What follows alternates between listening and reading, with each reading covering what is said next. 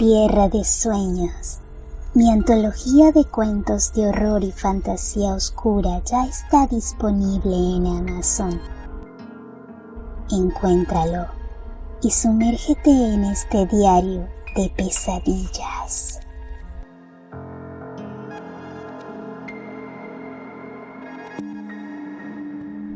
Mucho antes de que Lestat de Liancourt y Louis de Pontdulac enamoraran a los lectores y espectadores, antes de que Drácula y Carmilla mostraran el lado más oscuro de la aristocracia, e incluso antes de que el polémico Lord Ruthven dejara en entredicho a Byron, ya se hablaba de criaturas que resurgían por las noches en busca de la energía vital de los hombres.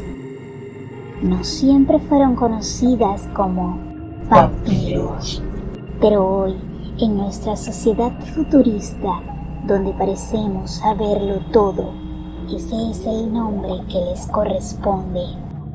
Aún así, ¿qué sucedería si te dijéramos que los vampiros son tan antiguos como las primeras civilizaciones? En esta velada te pedimos que te pongas cómodo y que disfrutes de este breve recorrido por la historia de los no muertos. Los seres humanos siempre hemos intentado darle una explicación satisfactoria a todo aquello que no logramos entender. Por eso, no es de extrañar que los primeros mitos que muchas culturas alrededor del mundo escucharon sobre algún tipo de vampirismo intentara personificar a algo que en la psicología de hoy se conoce como el arquetipo de la sombra. Una de las bases del inconsciente colectivo conceptualizado por Carl Gustav Jung. La sombra representa los instintos primitivos que sobreviven en todo ser humano y que deben ser aplacados para adaptarse a los estándares de la sociedad. De esta manera, las civilizaciones más arcaicas comenzaron a relegar el mal que habitaba en ellas a una oscuridad antigua, que pudiera encarnar ese aspecto del hombre y la mujer salvaje, quienes estaban siempre en conflicto con las normas sociales. Esta necesidad de reprimir los deseos más arraigados de la humanidad comenzó a desdibujar la realidad, sumergiéndola en una fantasía constante sobre seres horribles que sobrevolaban los techos y entraban por las ventanas, igual que cazadores que utilizan su sensualidad para mantenerse con vida. Además, es un hecho que las historias clásicas estaban colmadas de múltiples fuentes de inspiración supersticiosa. Para llegar al vampiro clásico hubo que atravesar varias creencias y temores. Entre los más conocidos se encuentran las creencias sobre la sangre, las cuales incluyen la posibilidad de la fuerza y la vitalidad inconmensurables, así como el miedo y la depresión, la depredación, la enfermedad y la muerte. El culmen de este último tiene lugar en la imagen de un cadáver, por lo que, a grosso modo, lo que más anhelaba y temía la sociedad antigua, además del poder, eran la supervivencia y la inmortalidad.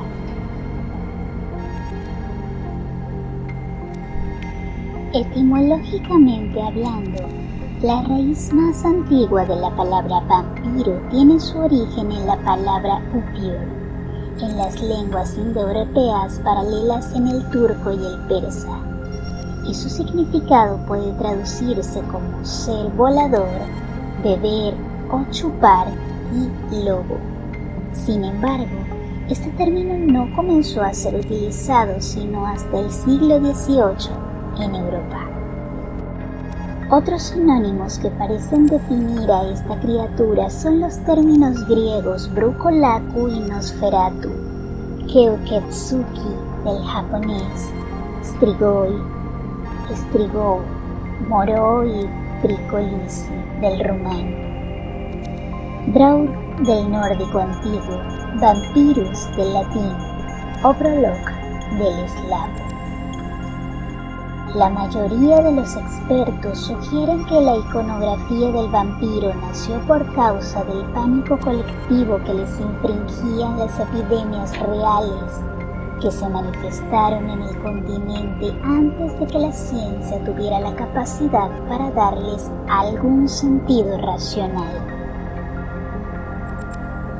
Como mencionamos anteriormente, todas las sociedades arcanas albergaban alguna variante del monstruo, incluyendo a Egipto, Sumeria y las tribus indoeuropeas. En el folclore de estos imperios no dejaban de acumularse historias acerca del mismo tipo de ente. Pueblos como Mesopotamia, por ejemplo, solían invocar a dioses protectores para que los resguardaran de los Utukku, seres responsables de portar pestes y enfermedades. Por su parte, en China creían en los Jianxi, una especie de vampiros zombies que presentían a las personas por su respiración y se desplazaban dando saltos y poseían unas extremidades muy largas. Estas dos figuras podrían ser antecesoras de los vampiros modernos, pero hay otra que se asemeja en demasía a los no muertos que conocemos en la actualidad. Hablamos, pues, de Sekhmet, la hija del dios egipcio Ra.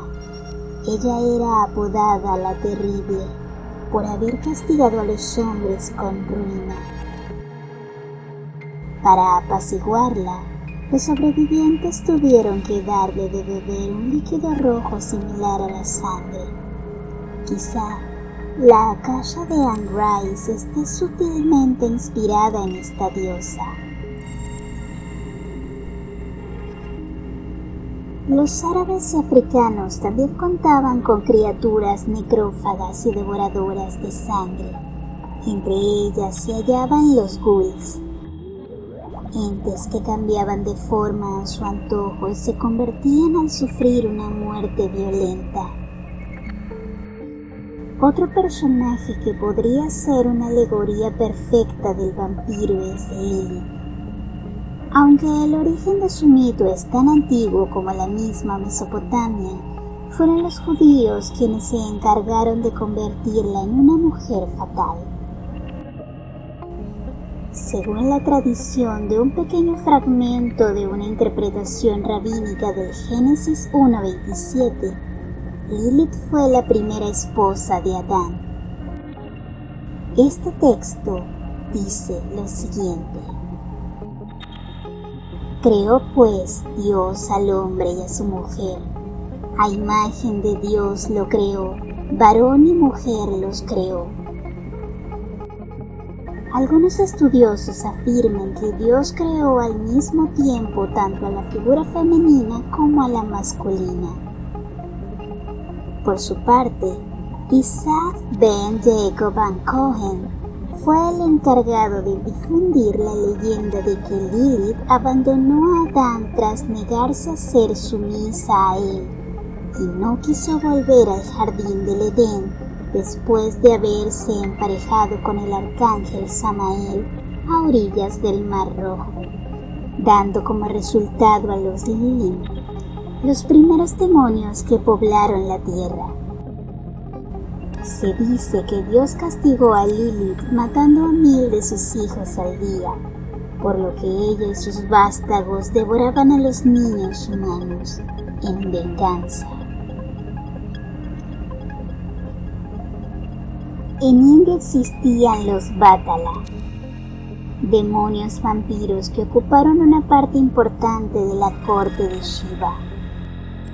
De igual manera, las tradiciones budista, hinduista y jainista sostienen la creencia en los Prita, criaturas atormentadas que murieron de formas brutales y que, para subsistir se alimentan de la sangre o carne humana, lo que los hace muy peligrosos para los vivos. Más al sur se hablaba acerca de los Piu-Chen, un ser perteneciente al folclore del pueblo indígena mapuche. Estos contaban que el ente se alimentaba principalmente de animales, pero también era conocido por consumir la sangre de los seres humanos. La misma tribu creía en la existencia de una especie de vampiro llamado Telquehuelufe o Telquehuecufe. Con el tiempo, ambos monstruos pasaron a formar parte de la tradición chilena. Los mexicas, por otro lado, creían en los Cihueteteo. Estas eran mujeres que murieron durante el parto y al abandonar el cuerpo se convirtieron en espectros que provocaban pestes y se nutrían de los niños y los viajeros, apareciendo ante estos últimos en los cruces de camino. Asimismo, los mayas pensaban que el guardián de Xibalba tenía la forma de un murciélago humanoide llamado Camazotz.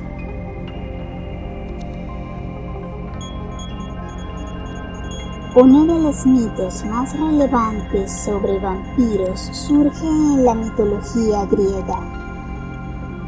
Lámina, hija de Belo, sostuvo un romance prohibido con el dios Zeus.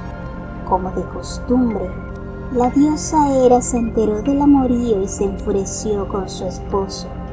Para vengarse, la diosa asesinó a los hijos de la hermosa mujer y a ella la convirtió en un monstruo que asesinaba a los infantes y seducía a los viajeros perdidos para alimentarse con su sangre. Hay tantos símiles del vampiro primordial entre las distintas vertientes de la tierra que es casi imposible nombrarlos a todos. Los romanos tenían a las larvae, los españoles a las gaxas y los guajunas. Como es posible notar en esta pequeña exposición, es fácil suponer que cada una de las culturas del mundo es dueña de un mito relacionado al vampirismo o a algún tipo de ser devorador de sangre, pero esto es apenas lo que se pensaba en la antigüedad, pues las edades media, moderna y contemporánea tienen aún más horrores que contar sobre este apasionante tópico. Además, el vampiro se ha extrapolado a la literatura, el teatro, el cine y los videojuegos, y es probable que no desaparezca jamás. Es posible que los seres humanos puedan desprenderse de su necesidad inherente de esconder su sombra detrás de demonios que se nutren de los terrores más irracionales, así como de su propio y abyecto placer. Déjanos tu respuesta en los comentarios. Haznos saber si quieres que sigamos ahondando en el tema de los vampiros. Si te gusta este contenido, dale like, compártelo con tus amigos y después apaga la luz y descubre los terrores primigenios que se esconden tras las sombras arcanas. Sombras arcanas.